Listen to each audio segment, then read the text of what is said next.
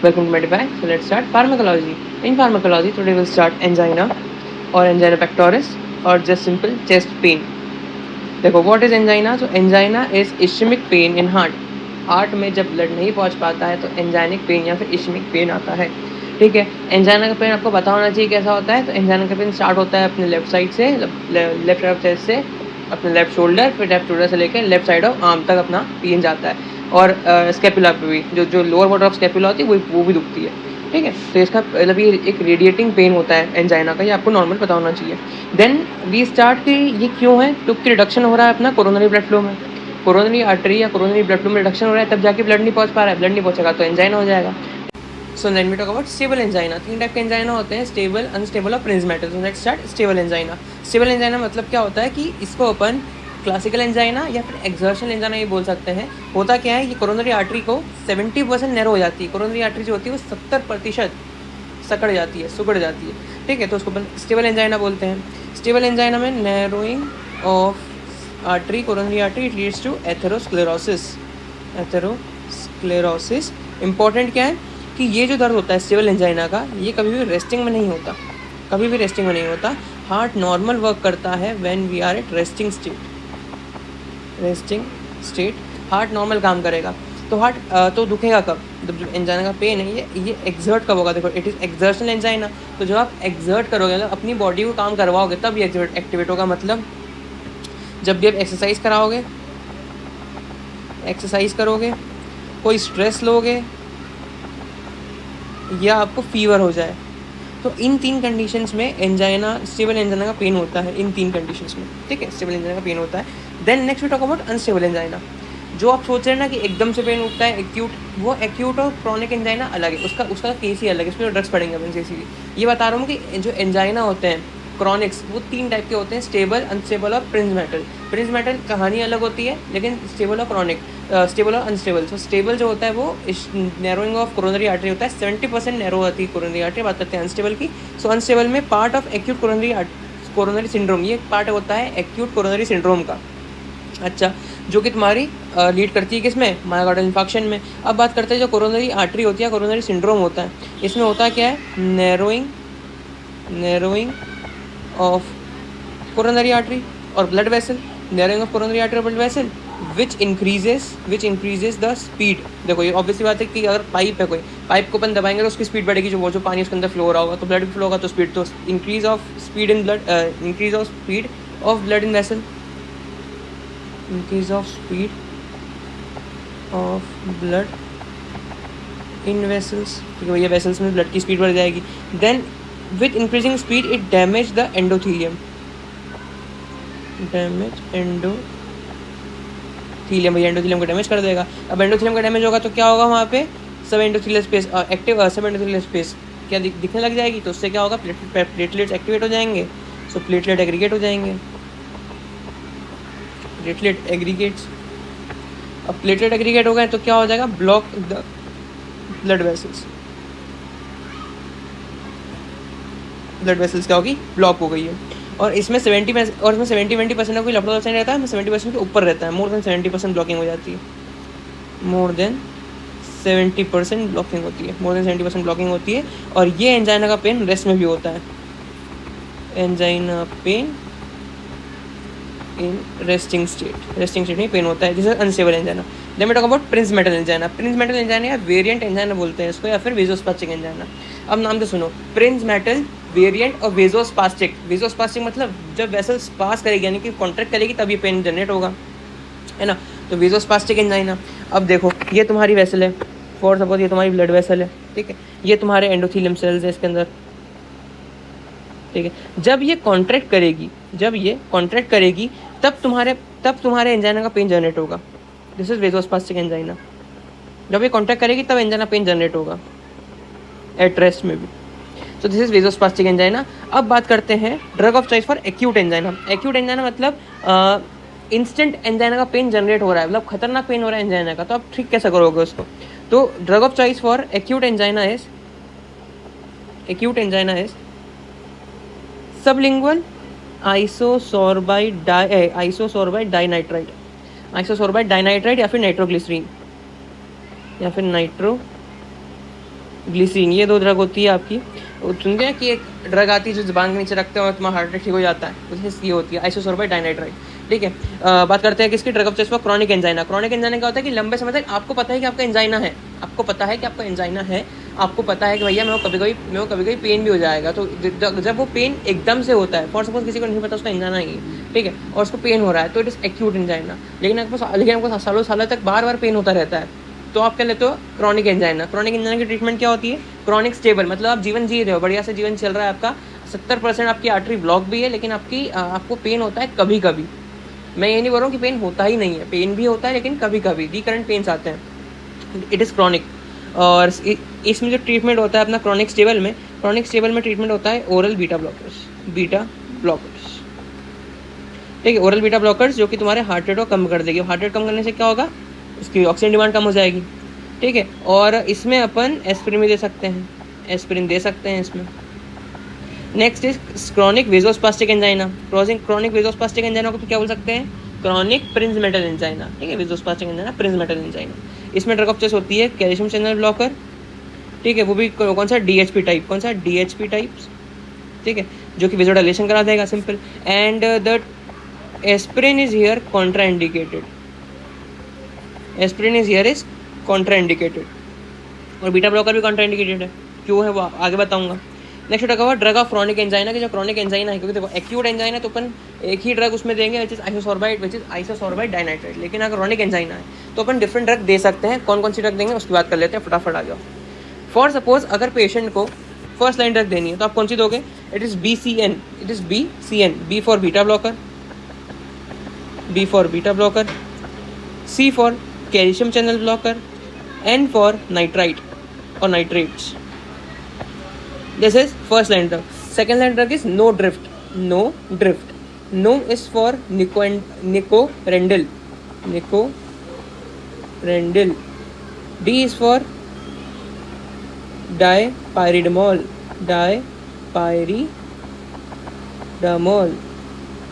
R is for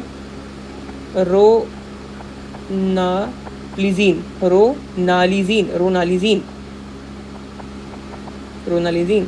I is for ivaburden. जो नाम complex होते हैं उनको ऐसे ही बोला जाता है, एकदम झड़ाक में बोल के गलत बोल दोगे तो गलत ही होना है, लेकिन रुक के बस समझ के जो बोल रहे हो उसको प्रॉपर प्रोनाउंस करके बोलोगे तो सही हो जाएगा। जैसे कि ये ranolazine, simple. Next F is for fasudil, and T is for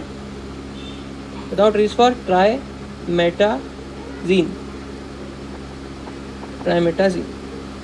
So, no drift is for nicorandil, dipyridamole, ronalizine, ivaburden, fasudil and trimetazine. Here देखेंगे फर्स्ट ड्रग में BCN, beta blocker, calcium channel blocker and nitrate. First we start about beta blocker. What is beta blocker and what are the mechanism of action. So beta blocker का action क्या होगा भैया, beta 1 को block करेगी on heart, beta 1 को block कर रही है हार्ट पे, जो कि हार्ट रेट कम कराएगी, ऑक्सीजन डिमांड को कम कराएगी। उससे क्या ड्रग ऑफ चॉइस हो जाएगी, वो क्रॉनिक स्टेबल एंजाइना की। किसकी ड्रग ऑफ चॉइस बन जाएगी, क्रॉनिक स्टेबल एंजाइना की ड्रग ऑफ चॉइस बन जाएगी। ठीक है, मैंने मान लिया। अब इसके साइड इफेक्ट क्या होते हैं। अब मैंने तुमको बताया था कि इसको नहीं देते हैं क्रॉनिक वेजोस्पास्टिक एंजाइना में, तो क्यों नहीं देते उसकी बात करते हैं। देखो, ये बीटा 1 को ब्लॉक कर रही है। फॉर सपोज उसकी गलती थी, किसकी, मेडिकल वाले की। आपने जाके उसको बोला कि भैया बीटा ब्लॉक कर दो बिना डॉक्टर के प्रिस्क्रिप्शन के, उसने आपको दे दी प्रोपेनोलोल, दे दी। उसको पता था कि आपको क्या दिक्कत है, आपने बोला भैया कोई भी एक बीटा ब्लॉकर दे तो उसने प्रोपेनोलोल पकड़ाई तुमको हाथ में, तुम लेके आ गए, तुमने खा ली। Propranolol is a non specific beta blockers, मतलब उसका बीटा ब्लॉकिंग एक्शन फिक्स नहीं है कि किसी को बीटा 1 को ब्लॉक करेगी या सिर्फ बीटा 2 को ब्लॉक करेगी या सिर्फ बीटा 3 को ब्लॉक करेगी, वो हर किसी को ब्लॉक कर सकता है। ठीक है, तो वो अगर बीटा 1 के साथ से बीटा 2 को ब्लॉक कर दे तो क्रॉनिक जो कोरोनरी आर्टरी है उस पर हो जाएगा वेजो कंस्ट्रिक्शन। क्या हो जाएगा, वेजो कंस्ट्रिक्शन। तो वेजो कंस्ट्रिक्शन से क्या होगा, पहले ही ब्लड नहीं पहुंच पा रहा था तो जाकर तो पेन हो रहा था, और वेजो कंस्ट्रिक्शन हो गया और ब्लड नहीं पहुंच पाएगा तो और पेन जनरेट हो जाएगा। ठीक है, सो इट इज़ कॉन्ट्राइंडिकेटेड। पहली बात तो beta blocker is contraindicated in vasospastic angina. ठीक है, याद रखना, कैन कॉज वेजो कंस्ट्रिक्शन, भैया ये बात याद रखना। और क्या याद रखोगे, और तुम ये याद रखोगे कि भैया इसीलिए प्रॉपर प्रिस्क्रिप्शन होना चाहिए कि कार्डियो सिलेक्टिव बीटा ब्लॉकर दो, कार्डियो सिलेक्टिव बीटा ब्लॉकर। अब कार्डियो सिलेक्टिव बीटा ब्लॉकर क्या होती है, जब अपन ने बात करी थी बीटा ब्लॉकर के लेक्चर में, first generation, second generation, third generation, third generation का जो 2 पार्ट करे थे, 2 पार्ट का जो आखिरी वाला पार्ट था वो है कार्डियो सेलेक्टिव बीटा ब्लॉकर्स, जिसमें आती है मेटेनोलोल और निबोलोल, मेट्रोलोल, हाँ कार्डियो सेलेक्टिव बीटा ब्लॉकर। दो भैया cardio selective beta blocker example लिख दो, इट इज़ मेट्रोलोल एंड नेबिवोलोल, ठीक है, और एटिनोलोल भी होती है। चलो done. Next is calcium channel blocker. Calcium channel blocker में भी आते हैं 2, डिपेंड्स और नॉन डिपेंड्स। डिपेंड्स DHP और नॉन DHP, डिपेंड्स एंड और दूसरा नॉन DHP में बन जाता है डेल्टाजाम और विरापामिल। बात करते हैं डिपेंड्स वाले की, तो डिपेंड्स जो होते हैं एग्जाम्पल ये लिख दे, अमाइलोडिपिन और अपना हो गया निफिडिपिन,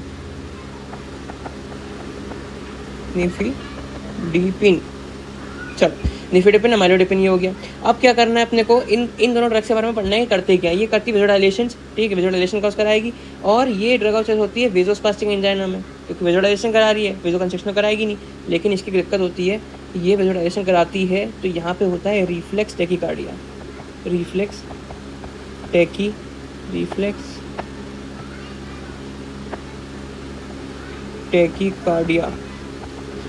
टैकीकार्डिया होता है। और ये रिफ्लेक्स टैकीकार्डिया होता है, ये जाता है, ये वापस जाएगा हार्ट पे, और हार्ट रेट को इंक्रीज करा देगा, जो कि इंक्रीज करा देगी इसकी ऑक्सीजन डिमांड। तो भैया यहाँ पे तुम्हारा क्या हो गया, ऑक्सीजन डिमांड बढ़ गई है, तो भैया हार्ट पे ब्लड तो पहुँच नहीं पा रहा, क्योंकि वेसल तो कंस्ट्रक्ट है तुम्हारी, इस कारण से एंजाइना हुआ तुम्हारा। तो भैया तुम्हारी जो ऑक्सीजन डिमांड है वो पूरी अभी भी नहीं हो पाएगी, तो तुमको और एंजाइना होगा। Then it leads to paradoxical angina, it leads to paradoxical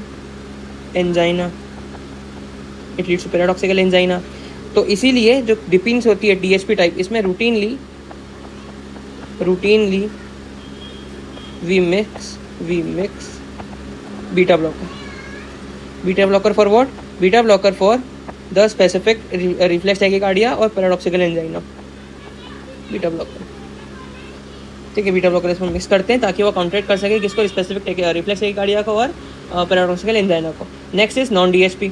अब नॉन DHP टाइप में क्या है, इतना खास देखो, इतना खास कुछ नहीं है। जो नॉन DHP होती है, सबसे बड़ी बात किसमें, डेल्टाजामी मेन रोल प्ले करता है, विरापामिल मेन रोल प्ले नहीं करता। क्यों नहीं करता, because विरापामिल is act on vessels, और जो डेल्टाजाम है वो एक्ट करता है हार्ट और वेसल दोनों पर।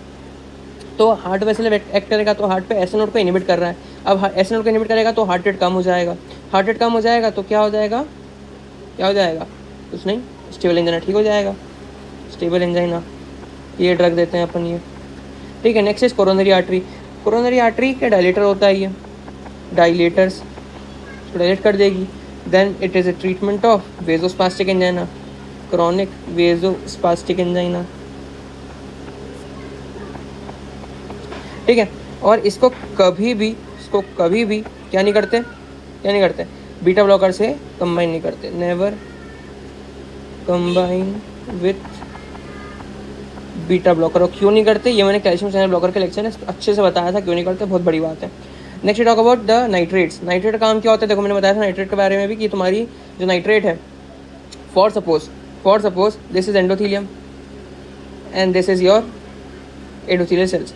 अब इस ब्लड वेसल इसमें एंडोथीलियल सेल्स, यहाँ से आएगा नाइट्रेट, एनो जाएगा तुम्हारे सेल वॉल के अंदर। यहाँ पे होता है एक क्या होता है, SGC which is stands for succinyl guanyl cyclase. क्या होता है, SGC सक्सेनाइल ग्वानिल साइक्लेस पे एक्ट करता है, which leads to formation of GTP to cyclic GMP।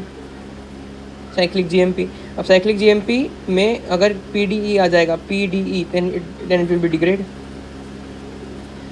और साइक्लिक GMP MLCP था, MLCP से एंजाइम है MLCP, उससे एक्ट करके उसकी हेल्प से वेजोडाइलेशन कॉज कराता है। तो ये मैकेनिज्म होता है अपना एनो का। अब जो नाइट्रेट है वो कन्वर्ट हो जाता है, वो देता है तुम्हें एनो डोनर है, लेकिन एक एंजाइम होता है मैड एंजाइम, वो रिक्वायर्ड होता है for conversion of nitrates to NO. फिर इसमें वेजोडाइलेशन होगा, कब होगा, जब नाइट्रेट पे मैड एंजाइम एक्ट करेगा, ठीक है। ये तुमको पता लग गया। Then we talk about mechanism action, क्या होगा इसका बताया तुमको, मैकेनिज्म एक्शन तो यही। देन इसका जो मेन काम होता है वो क्या होता है, सबसे पहला it is a venodilator. Veno dilator, ठीक है।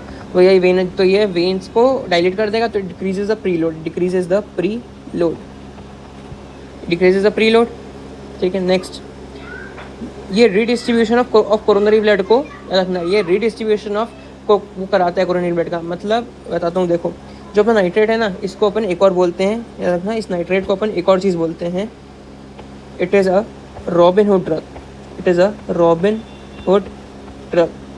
अब रॉबिन हुड ड्रग क्यों बोलते हैं इसको? क्योंकि ये रॉबिन हुड एक्शन देता है या रॉबिन हुड फिनोमिना देता है। अब रॉबिन हुड फिनोमिना क्या होता है? ये कराता है redistribution of coronary blood flow, coronary blood flow. ये क्या करता है? ये मैं तुमको बताता हूँ सिंपल से करता है क्या, ये छोटी छोटी वेसल्स जो होती है ना, उनको डायलेट कर देता है। बस क्या करता है? छोटी छोटी वेसल्स को डायलेट कर देता है। तो उससे क्या होगा? बड़ी वेसल्स जो सेम साइज़ की है वो डायलेट नहीं हुई है, उसमें सेम अमाउंट ऑफ ब्लड आ रहा है, वो ब्लॉक थी भी नहीं, सिर्फ छोटी छोटी वेसल्स वही ब्लॉक हो जाती है। तभी हार्ट की कुछ पार्ट पे ब्लड नहीं पहुँच पाता, वो पार्ट वो चले जाता है इश्चिमिया में, और फिर वहीं की नर्व्स जो होती है वही पेन जनरेट करती है। This is the main physiology after the before the ischemic heart pain, ठीक है। तो इसको कम करने के लिए क्या होता है, जो छोटी छोटी वेसल्स होती है ये उसको कराता है डायलेट। तो ये क्या कर रहा है? जो इश्चिमिक है, जो पुअर है, उसको ब्लड दे रहा है रिच, रिच यानी कि जो मोटी वेसल जिसका बहुत सारा ब्लड है, उससे लेके उसको दे रहा है जो कि पुअर है, मतलब जो कि इश्चिमिया में जा रही है। सो ये रिच से लेकर पुअर को दे रहा है, then it is known as Robin Hood phenomena. Coronary blood flow का रीडिस्ट्रीब्यूशन कराता है ब्लड फ्लो। याद रखना, ये मोटी वेसल्स का लिखो, बिग वेसल्स,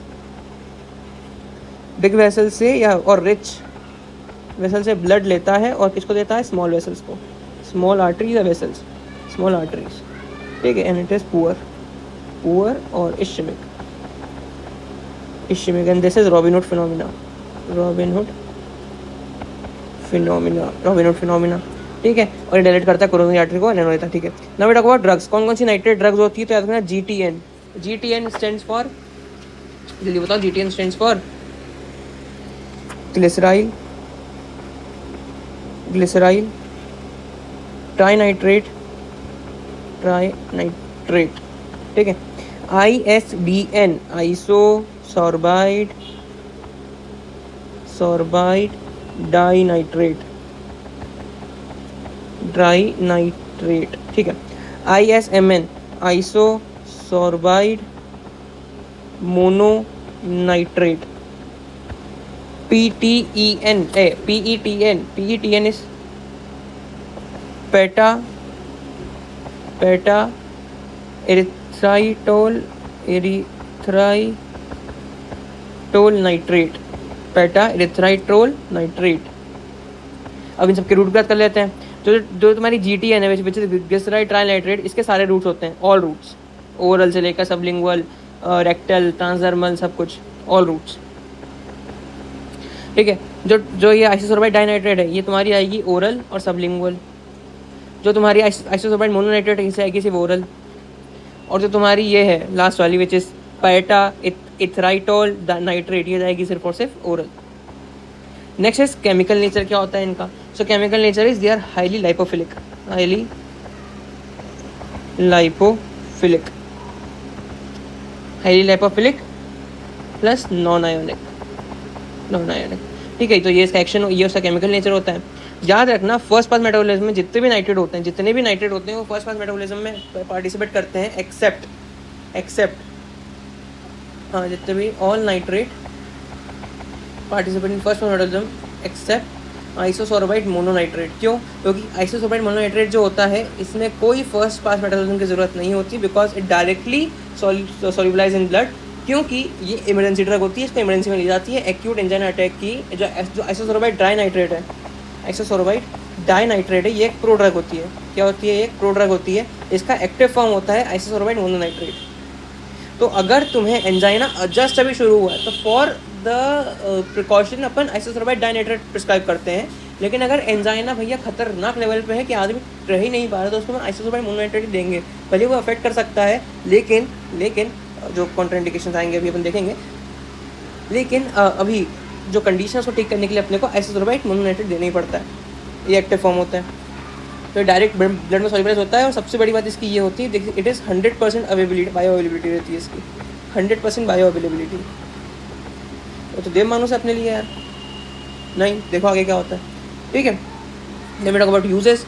यूजेस क्या होंगे, एंजाइना में काम आता है, वो भी all type of angina, all type of angina में काम आता है ये, ठीक है। देन वी टॉक कि एक और होता है which is acute coronary syndrome. जब मैंने तुमको बताया था, जब अपन पढ़ रहे थे क्रॉनिक वाला, ये देखो जब अपन क्रॉनिक्स पढ़ रहे थे, ये देखो ये रहा, जब अपन क्रॉनिक वाला पढ़ रहे थे अनस्टेबल एंजाइना, तो मैंने क्या बोला था, unstable angina is a part of acute coronary syndrome. Acute coronary syndrome क्या होता है, उसमें अलग अलग हार्ट के डिसीज़ आती है जो कि कोरोनरी आर्टरी से रिलेटेड होती है, और सारी इन डिसीजेस को जो कि कोरोनरी आर्टरी से रिलेटेड होगी, उन सबको साथ में मिला के अपन एक सिंड्रोम में डाल दिया, वैसे एक्यूट कोरोनरी सिंड्रोम। अब बात करते हैं एक्यूट कोरोनरी सिंड्रोम के ट्रीटमेंट की। इट इज़ मोना और मोनास, इट इज़ मोना और मोनास। अब what is Mona and what is Mona's, देखो अगर कोई सिंड्रोम है, ठीक है, तो लास्ट में क्या होगा, एंजाइना हो रहा है, मान लो एंजाइना हो रहा है, क्या होगा आखिरी में, एंजाइना में क्या हो रहा है, हार्ट गोज टू इस्चीमिया, आखिरी में क्या होगा, मायोकार्डियल इस्चीमिया। और कुछ हो सकता है क्या, हार्ट अटैक, मायोकार्डियल इस्चीमिया, और कुछ हो सकता है क्या, नहीं हो सकता, यही दो हो सकते हैं, ठीक है। तो मोना और Mona's is the treatment of myocardial ischaemia, तुम ऐसे ये समझ लो। इसमें भी दो टाइप होते हैं, क्या रखना इसलिए बता रहा हूँ। M is for morphine, M is for morphine, O is for O2 therapy या O2, N is for NTG। What is NTG? NTG is nitroglycerin trinitrate. कुछ नहीं, जो ऊपर ग्लिसराइल है, तुम उसको G हटा के T लगा दो, सिंपल। देखो ये जो अपन ने GTN करा है, तुम यहाँ उठा के इसको N कर दो, N is nitroglycerine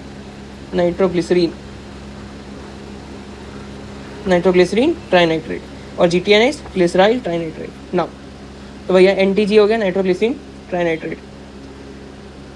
now next, A is for aspirin and S is for streptokinase.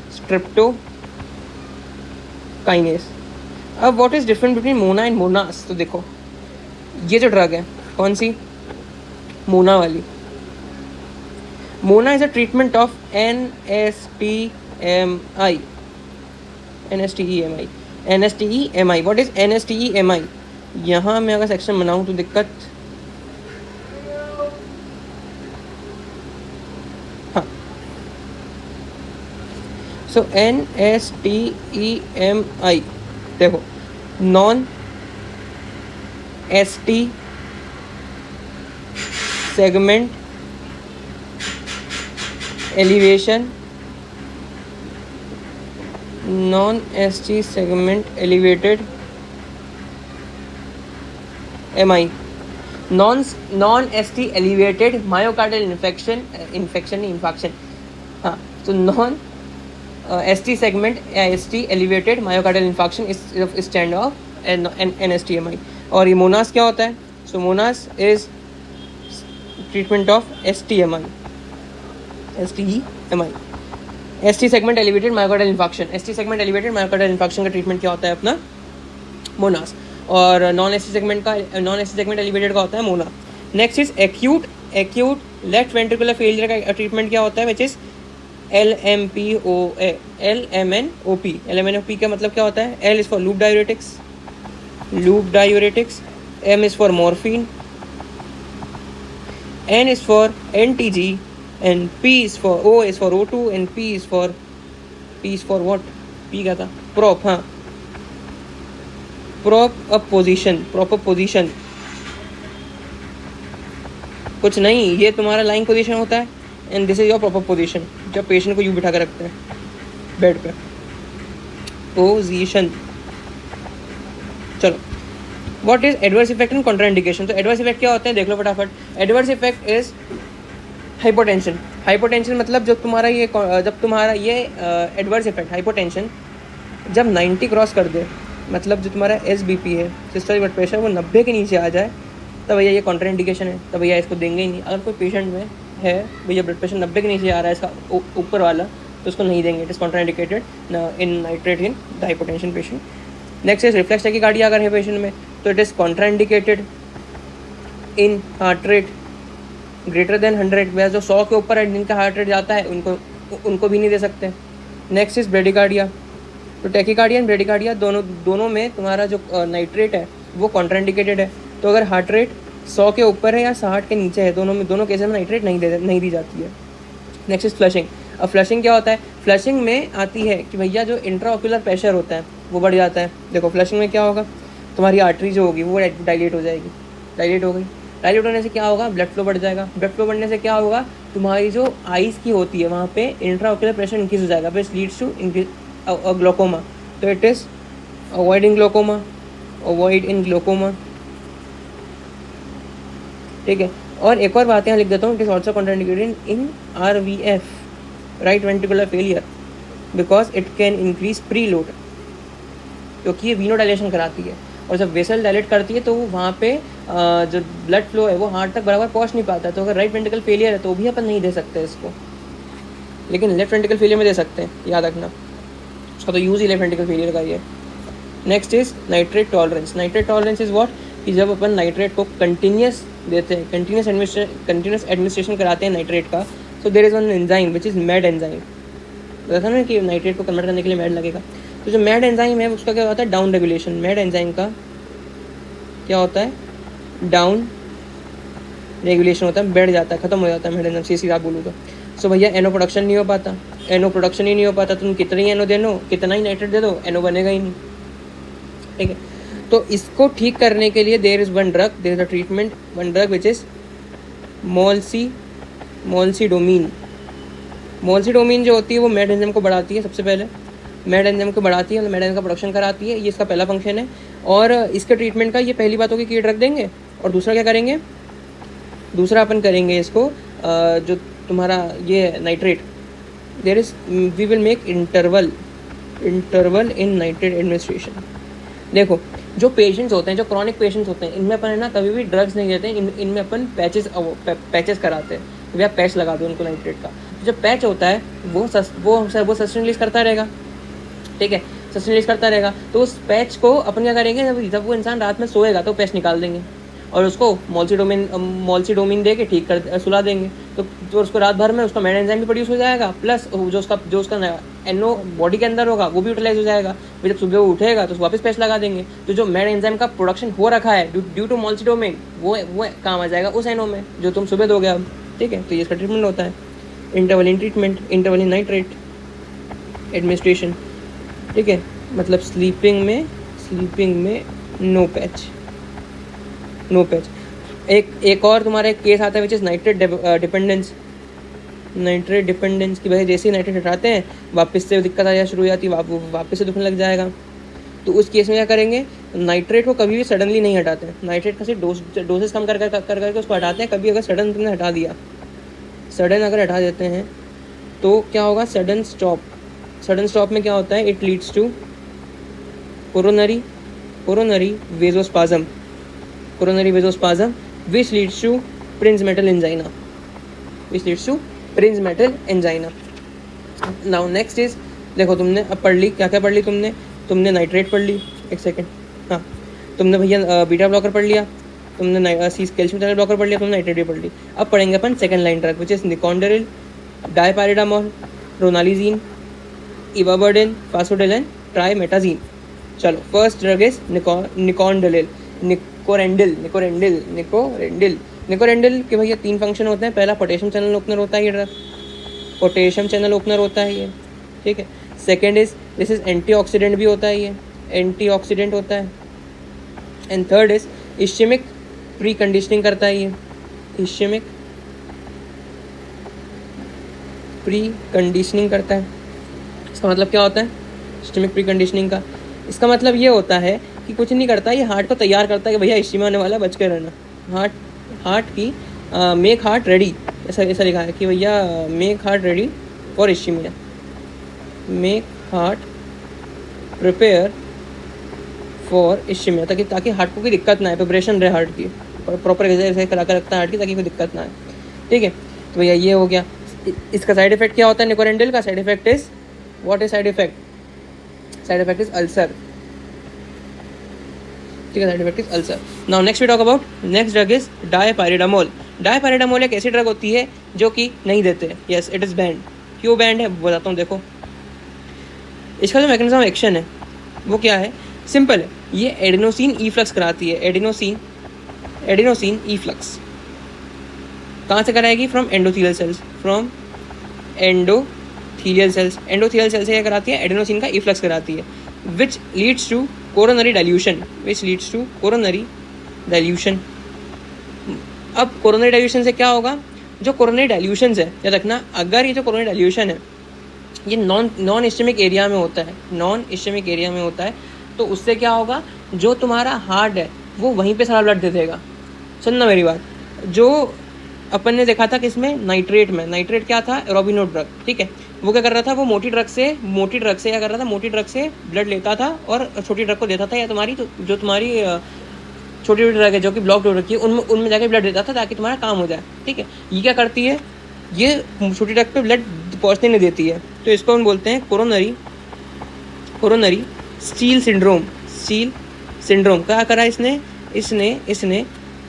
Non ischaemic area में, नॉन इस्चेमिक एरिया में डाइल्यूशन कराती है आर्टरीज का, डाइल्यूशन कराती है ब्लड का, जिसकी ज़रूरत ही नहीं है। So it make rich more rich, it is also known as reverse Robin Hood syndrome या फिर कोरोनरी स्टील सिंड्रोम, ठीक है। तो याद रखना ये बात है। नेक्स्ट इज रोनालिजीन, ये बैंड हो गई है, याद रखना, इसलिए इसको बैंड करा गया because it shows coronary steal syndrome और रिवर्स रॉबिन हुड सिंड्रोम, ठीक है। Next is ranolazine. अब what is ranolazine? Ranolazine is mechanism action क्या होता है इसका, ब्लॉक करता है सोडियम चैनल्स को, तो भैया ये हार्ट रेट को कम करा देगा, ठीक है। सोडियम चैनल ब्लॉक हो गया मतलब तुम्हारा हार्ट जो एक्टिव होता है, सोडियम चैनल का कम हो जाना मतलब किसी मसल का एक्टिवेशन कम करा देना, तो भैया हार्ट की जो मार्केट है उसका कम करा देगा, बढ़िया बात है। और इसका माइनर मैकेनिज्म एक्शन क्या होता है कि पीफॉक्स इनहिबिटर होता है। व्हाट इज पीफॉक्स इनहिबिटर, वो अपन पढ़ेंगे आगे। जो ट्राइमेटाजीन है वो भी एक पीफॉक्स इनहिबिटर, उसके अपन पूरी बात करेंगे उसमें पीफॉक्स इनहिबिटर की। इसकी बात कर लेते हैं रोनालिजीन की। तो रोनालिजीन की अगर देखूँ तो it has become first line, इसको फर्स्ट लाइन ड्रग बना दिया गया है स्टेबल एंजाइना के लिए, सिर्फ स्टेबल एंजाइना के लिए it is a first line drug because याद रखना what is VT, VT is ventricular tachycardia, ये वेंट्रिकुलर टेकिकार्डिया को भी कम कराता है। देखो ऑब्वियस बात है, ये अगर सोडियम चैनल को खुलवा रहा है मतलब ये क्या कराएगा, ब्लॉक कर रहा है, इसका मतलब ये सोडियम के आने जाने को रोक रहा है, इसका मतलब ये किसी भी मसल्स को एक्टिवेट होने से रोक रहा है, इसका मतलब ये तुम्हारे टेकिकार्डिया को भी रोक देगा। वेंट्रिकुलर टेकिकार्डिया को रोक रहा है, ठीक है। It is a add on drug in, it is a add on drug as it reduce the level of HbA1c, HbA1c को कम कराता है। व्हाट इज HbA1c, बायोकेमिस्ट्री में पढ़ा होगा पिछले साल, लीडिंग क्वेश्चन है HbA1c बायोकेमिस्ट्री के लिए, याद रखना। हाँ, सो HbA1c का मतलब क्या है कि डायबिटिक कम कराएगा, तो डायबिटिक इफेक्ट भी देता है ये, अच्छा डायबिटिक इफेक्ट देता है, मतलब काम करने वाला। इसका साइड इफेक्ट क्या होता है कि QT इंटरवल को बढ़ाता है, QT इंटरवल बढ़ेगा तो क्या हो जाएगा, टॉर्सोटिस डिपॉइंटिस मत भूलना, लेकिन इतना ही खास नहीं है, ठीक है। चलो बात करते देते हैं ड्रग से, याद रखना। इवाबर्डिन जो ड्रग होती है, इवाबर्डिन क्या करती है, करंट इनिबिशन कराती है किसका, एसएनोड का। अब एसएनोड का करंट इनिबिशन करा देगी तो क्या होगा, एसएनोड एक्टिव नहीं हो पाएगा, जब एसएनोड एक्टिव नहीं हो पाएगा तो हार्ट रेट जो होगा वो बढ़ नहीं पाएगा, कम हो जाएगा। इसके साइड इफेक्ट देखेंगे तो विजुअल एब्नॉर्मलिटी और bradycardia. Next is fasudil drug होती है, वो होती है rho kinase inhibitor. Rho kinase inhibitor also called as ROCK inhibitor, rho kinase inhibitor also known as ROCK kinase inhibitor या रॉक इनहिबिटर। इंपॉर्टेंट क्या है, ये कोरोनरी डाइल्यूशन कराती है, कोरोनरी डाइल्यूटर कराती है ये, और यहाँ पे यूज होती है किसमें, क्रॉनिक वेसोस्पास्टिक एंजाइना में। कोरोनरी आर्टरी का डाइल्यूशन कराती है, डाइलेशन कराती है, तो ये तुम्हारा उसमें काम आता है। Next we talk about trimetazidine. Trimetazidine जो होता है, ट्राइमेटाजिडीन, इसका मैकेनिज्म एक्शन होता है पीफॉक्स इनहिबिटर। अब पीफॉक्स इनहिबिटर यहाँ बताता हूँ, सुनो। इट स्टैंड्स फॉर पैराइटल और partial fatty acid oxidation. PFOX partial fatty acid oxidation, इसका ये इनहिबिटर होता है। अब सुनना क्या होगा, हार्ट में जब फैटी एसिड आता है तो O2 के साथ मिलके वो बनाता है ATP। हार्ट में जब फैटी एसिड आता है तो O2 के साथ मिलकर बनाता है ATP बनाता है, तो ये उसको क्या करता है, उसको इनहिबिट कर देता है। क्या करता है, इनहिबिट कर देता है। क्यों इनहिबिट करता है, अब देखो, जब फैटी एसिड आता है तो ये हार्ट में ऑक्सीजन लेता है ज़्यादा, इट लीड्स मोर ऑक्सीजन। तो अगर ज़्यादा फैटी एसिड से एनर्जी प्रोडक्शन कराएंगे अपन हार्ट में तो ज़्यादा ऑक्सीजन लगेगी, और ऑक्सीजन तो पहले ही कम आ रही होगी क्योंकि ब्लड कम आ रहा है, ठीक है। तो अपन इसको इसलिए कम कराते हैं ताकि ऑक्सीजन डिमांड कम हो जाए हार्ट की, ठीक है। So it inhibit this process and heart shifted, and heart को अपन शिफ्ट करते हैं किसमें, heart shifted from fatty acid to glucose. Fatty acid को ग्लूकोज में अपन शिफ्ट करते हैं ताकि लेस ऑक्सीजन डिमांड हो, ताकि ऑक्सीजन लेस हो जाए। तो ऑक्सीजन लेस हो जाएगा तो डिमांड कम हो जाएगी। And this is also a anti Parkinson it is Parkinson causing. Side effects का पार्किंसन होता है, पार्किंसनिज्म। सो नेक्स्ट इज, बहुत बड़ा थैंक यू, आप यहाँ तक आए और आपने पूरा लेक्चर देखा, धन्यवाद।